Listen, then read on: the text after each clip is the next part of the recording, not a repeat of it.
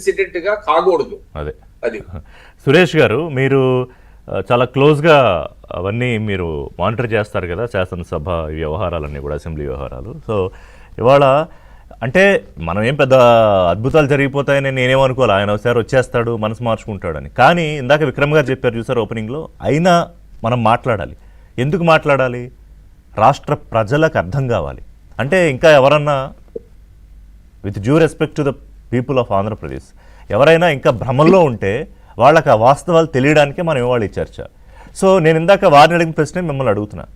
జగన్మోహన్ రెడ్డి నాకు ప్రతిపక్ష హోదా ఇవ్వండి అంటాడు. బొత్స గారేమో రెండే పక్షాలు ఉన్నాయి కదా, మీరు అందరూ పక్షం మేము పక్షం, మాకు ఇచ్చేయండి హోదా అంటారు. ఆయన ఏదో చెప్పాలి పాపం మొహమాటానికి. మరి ఆయనకి హోదా ఉంది మండల్లో, ఈయనకి లేకపోతే అదొక ప్రాబ్లం మళ్ళీ. సో అందుకని ఆయన బాధ ఏదో అయింది, మనం అర్థం చేసుకోవాలి. సో ఏంటి మీకు అర్థమైన జగన్మోహన్ రెడ్డి ప్రాబ్లం ఏంటి సార్?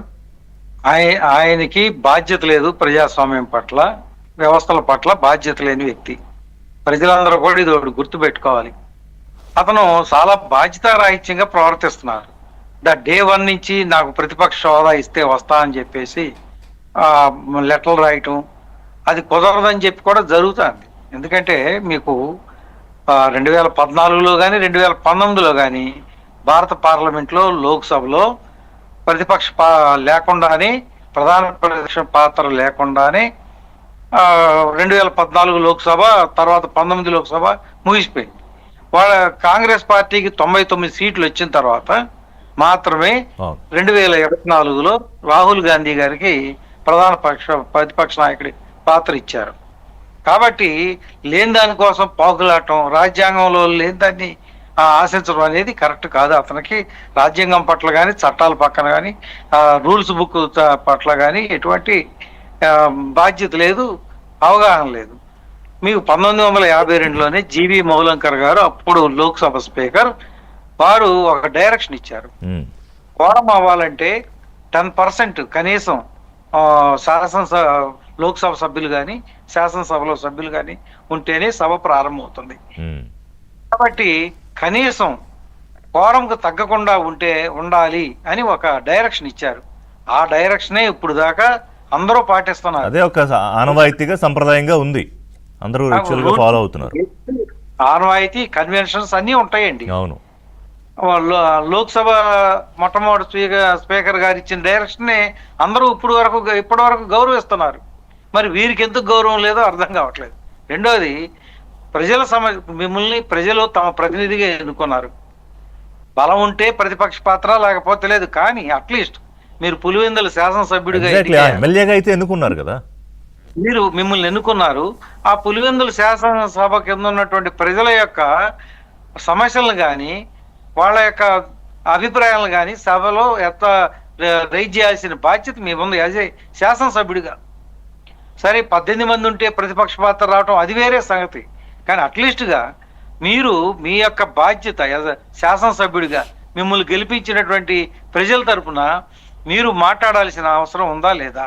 అదేవిధంగా మీ 11 మంది సభ్యులు కూడా మాట్లాడాల్సిన అవసరం ఉందా లేదా? అది గుర్తించాలి. రెండవది, ఇప్పుడు వాళ్ళ అన్ని సమస్యలు ఉన్నాయి.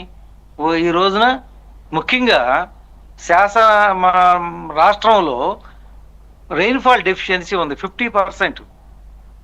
అన్ని జిల్లాల్లోనూ ఎక్కడ ఎల్నినో ప్రభావం వలన ఈ రాష్ట్రంలో ఎక్కడ కూడా వర్షపాతం కురవాల్సిన దానికంటే సగమే కురిసింది ఇప్పటి వరకు రిసీవ్ చేసుకున్నాం. కాబట్టి రైతులు ఎలాంటి సమస్యలు, రెయిన్ఫాల్ డెఫిషియన్సీ వల్ల ఎలాంటి సమస్యలు, కంటింజెన్సీ ప్లాన్ ఏంటి, ఆల్టర్నేటివ్ ప్లాన్ ఏంటి, ప్రత్యామ్నాయ ప్రణాళిక ఏంటి, ఇవన్నీ చర్చించాల్సిన అవసరం ఉంది. మీకు బాధ్యత లేదా? మీ 11 మంది శాసనసభ్యులు ప్రాంతంలోని వర్షపాతం బ్రహ్మాండంగా ఉండి మిగతా చోట్ల లేదా? ఏమనుకుంటున్నారు మీరు? రైతుల తరఫున మీరు వచ్చి మాట్లాడండి. వాళ్ళని చూసి కాదు సురేష్ గారు, జాలిపడాలో నిన్న ఒక ఎమ్మెల్యే, ఆయన చంద్రశేఖర్ రెడ్డి అనుకుంటా, చంద్రశేఖర్ రెడ్డి కాదు చంద్రశేఖర్, ఆయన అంటాడు అసెంబ్లీలో ఈ అంశాల మీద మాట్లాడాలి అంటాడు ఆయన, వైసీపీ ఎమ్మెల్యే. అయ్యో, మిమ్మల్ని ఎమ్మెల్యే చేశారు కదా ప్రజలు, మీరు వచ్చి మాట్లాడచ్చు కదా. అసెంబ్లీలో ఏం మాట్లాడాలో ఎజెండా మీరు బయట కూర్చొని చెప్పడం ఎందుకు? మీరు క్వశ్చన్స్ రూపేణా మాట్లాడచ్చు. షార్ట్ నోటీస్ క్వశ్చన్ వల్ల నోటీస్, గవర్నమెంట్ కొన్ని షార్ట్ డిస్కషన్ టేకప్ చేస్తుంది అతి ముఖ్యమైన ప్రజా సమస్యల మీద. మీరు వచ్చి మీ అభిప్రాయం చెప్పండి. సమస్యను రైజ్ చేయటం కాదు, పరిష్కారం కూడా చూపించాలి. ప్రతిపక్ష అనే పాత్ర కోసం పోరాటం కాదు. మీరు ప్రజల కోసం, ప్రజల సమస్యల పట్ల ప్రస్తావించి మీరు పరిష్కారం చూపాల్సిన బాధ్యత మీకు కూడా ఉంది. పరిష్కారం అది చూపించే దానికి మైండ్ సెట్టే ఉంటే ఈ పాటికి అమరావతి పూర్తయి 5 ఏళ్ళు అయ్యేది, పోలవరం పూర్తయి 4 ఏళ్ళు అయ్యేది. ఇప్పుడు వారు వస్తే ఈ రోజు వారు వస్తే అమరావతికి మీరు ఏం చేశారు? మీరు 5 సంవత్సరాలు అడగొచ్చు.